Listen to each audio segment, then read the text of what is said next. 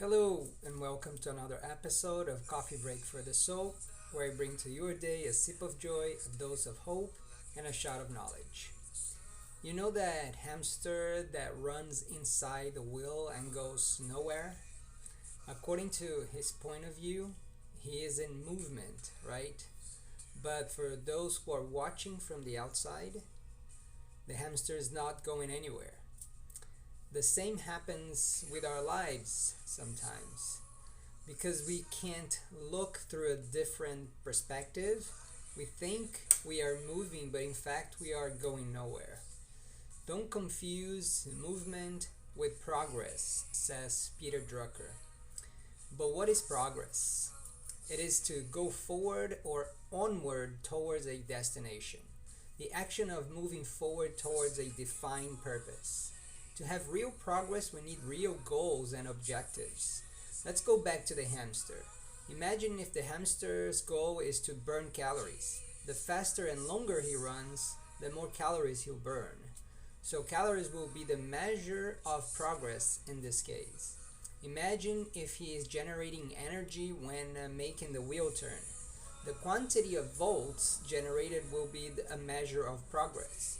So even when we are inside the wheel, if we have an objective and we are moving towards that objective, this is also progress.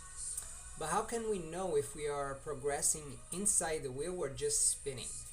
Simple, just step outside of it. In other words, analyze it from a different angle. This analysis should start by identifying your goals and objectives. Are your daily actions taking you closer to your goal or moving you away from your goal? If you increase the speed in a particular activity, will this take you to your goal faster? To know this, you need to make sure you're moving in the right direction, because going faster makes sense only if you are running towards your goals and not in the opposite direction. All of this seems very simple, but believe it or not, most people don't do this intentional analysis, and when they notice, they have been running towards the opposite direction for a long time. I'll give you an assignment today. Identify a goal or an objective you have and do this analysis to know if your current actions are producing real progress in your life or if you're just spinning your wheels. Be honest and truthful when performing this analysis.